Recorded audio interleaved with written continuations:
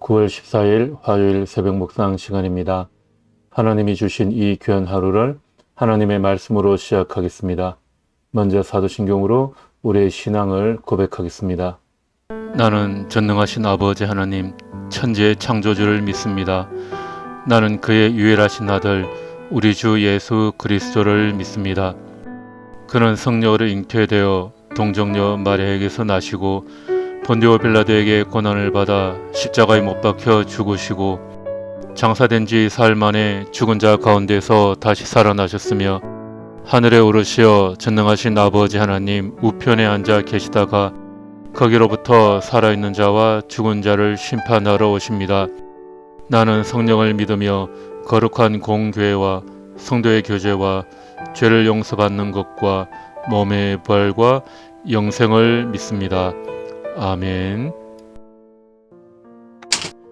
에스겔 43장 1절에서 5절.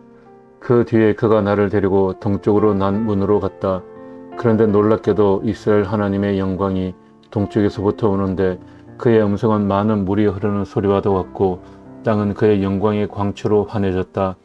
그 모습이 내가 본 환상, 곧 주님께서 예루살렘 도성을 멸하러 오실 때 본 모습과 같았으며 또 내가 그발 강가에서 본 모습과도 같았다. 그래서 내가 얼굴을 땅에 대고 엎드렸다. 그러자 주님께서 영광에 쌓여서 동쪽으로 난 문을 지나 성전 안으로 들어가셨다. 그때 주님의 영이 나를 들어올려 안뜰로 데리고 갔는데 주님의 영광이 성전을 가득 채웠다. 아멘. 오늘 읽을 말씀은 에스겔 42장 43장의 말씀입니다.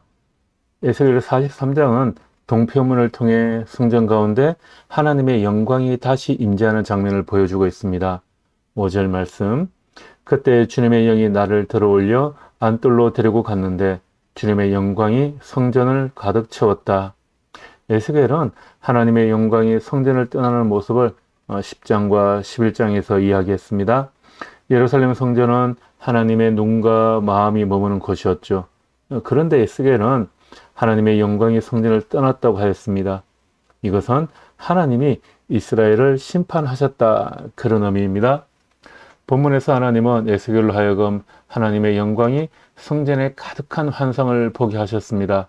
다시 하나님의 영광이 성전에 돌아오므로 앞으로 이스라엘이 회복될 것을 보여주는 장면입니다. 에스겔은 바벨론 포로기의 선지자였습니다. 아직 이스라엘의 회복은 이루어지지 않았습니다. 그럼에도 에스겔에게 이런 환상을 보여주는 것은 이스라엘로 하여금 속히 그들의 죄악으로부터 돌이키게 하고 새롭게 살라고 하시는 하나님의 뜻이 담겨 있습니다. 성전은 하나님의 영광으로 충만해야 합니다. 또한 에스겔은 환상 가운데 이스라엘의 성읍도 보았습니다. 하나님의 영광이 돌아와야 진정 성읍도 살아난다는 것을 보여주는 거죠. 하나님의 영광이 우리의 삶의 자리, 우리의 가정과 생업과 교회와 나라 가운데 충만히 임해야 합니다. 반대로 하나님의 영광이 떠나는 것은 심판입니다. 3절. 그 모습이 내가 본 환상, 곧 주님께서 예루살렘 도성을 멸하러 오셨을 때 본 모습과 같았으며 또 내가 그발 강가에서 본 모습과도 같았다. 그래서 내가 얼굴을 땅에 대고 엎드렸다. 하나님의 영광이 떠났다는 것은 망한다는 것이고 하나님의 영광이 임하면 다시 사는 것입니다. 본문에서 하나님의 영광이 임하는데 그발 강가에서 보았던 환상과도 같았다, 이렇게 말합니다. 에스겔 10장에 보면 하나님의 영광이 떠났는데 그룹들이 여호와의 전으로 들어가는 입구인 동문에 머물렀다고 하였습니다.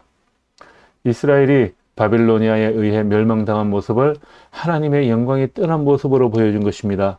하나님의 영광이 떠난 곳이 곧 심판입니다. 이스라엘의 초대왕인 사울의 경우처럼 하나님이 떠나가시면 왕의 자리를 유지하고 있지만 왕의 역할을 제대로 하지 못하고 심판받은 그런 상태가 된 것이죠. 무슨 일을 하는데 하나님의 임재 없이 한다는 것은 그만큼 비참한 일입니다. 요한복음에서도 믿지 아니한 것은 이미 심판받은 것이라고 하였습니다. 참된 생명이신 예수님을 영접하지 않는 마음은 하나님 나라와 상관이 없다라고 말합니다. 성도는 날마다 하나님과 동행함으로 그렇게 해야 하고 부활신앙으로 살아가야 합니다. 하나님과 함께하지 않으면 생명력이 없고 멸망할 수밖에 없습니다. 그래서 우리는 하나님의 영광을 사모해야 합니다. 1절, 2절. 그 뒤에 그가 나를 데리고 동쪽으로 난 문으로 갔다. 그런데 놀랍게도 이스라엘 하나님의 영광이 동쪽에서부터 오는데 그의 음성은 많은 물이 흐르는 소리와도 같고 땅은 그의 영광의 광채로 환해졌다. 하나님이 성전을 떠나실 때 동쪽으로 나가셨는데 돌아오실 때도 동쪽 문으로 들어오셨습니다. 이는 하나님이 다시 오실 수 있다는 소망을 주는 말씀으로 이스라엘의 살 길이 회개에 있고 하나님을 찾는 데 있다라는 것을 알려줍니다. 지금 이스라엘이 해야 할 일은 하나님을 떠난 죄악을 회개하고 다시 하나님을 찾는 것입니다. 본문에서 하나님의 영광이 동쪽으로부터 오신다고 하였습니다. 여기에서 동쪽은 앞서가다, 만나러 가다라는 뜻에서 온 말입니다. 동쪽은 앞서가는 곳입니다. 동쪽에서 해도 뜹니다. 동쪽은 하나님에게 도움을 청하기 위해 만나러 가는 방향을 상징합니다. 성도는 하나님을 찾고 하나님의 영광이 임하기를 사모해야 합니다. 날마다 하나님이 계신 곳으로 마음의 문을 열어야 합니다. 에스겔 47장에서도 성전에서 물이 흘러나오는데 동쪽으로 갈수록 깊어졌습니다. 하나님의 영광을 사모하며 나아갈 때 하나님의 음성이 들리며 풍성한 은혜를 경험하게 되는 것입니다. 그렇게 하나님의 영광이 세상을 회복시켜 주십니다. 2절. 그런데 놀랍게도 이스라엘 하나님의 영광이 동쪽에서부터 오는데 그의 음성은 많은 물이 흐르는 소리와도 같고 땅은 그의 영광의 광채로 환해졌다. 하나님의 영광은 하나님의 임재의 결과입니다. 예루살렘도 재건되어야 하고 성전도 필요합니다. 하지만 그곳에 하나님의 영광이 임할 때 진정한 회복이 일어나게 됩니다.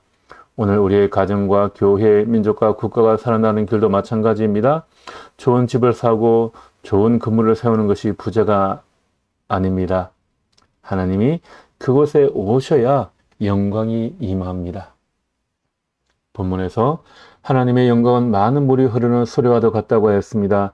많은 물소리는 하나님의 임재가 어둠의 세력을 물리치는 강력한 권능임을 나타냅니다. 그리고 하나님의 영광의 광채로 땅이 환해졌습니다.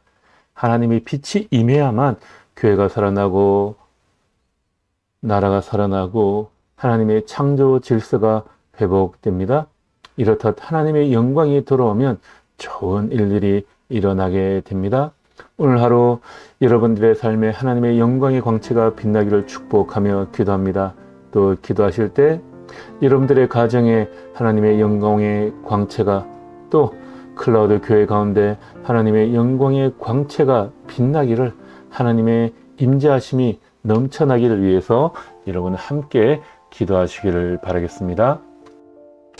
기도하겠습니다. 하나님, 주님의 가르침에 우리의 기쁨이 있습니다. 주님, 우리의 삶에, 가정에, 직장에, 또 클라우드 교회에 주님의 영광의 광채가 빛나기를 원합니다. 주님이 늘 함께 하시기를 기도합니다. 오늘 하루 우리의 삶을 주께서 기억하시고 지키시고 인도하여 주시옵소서. 예수님 이름으로 기도드립니다. 아멘.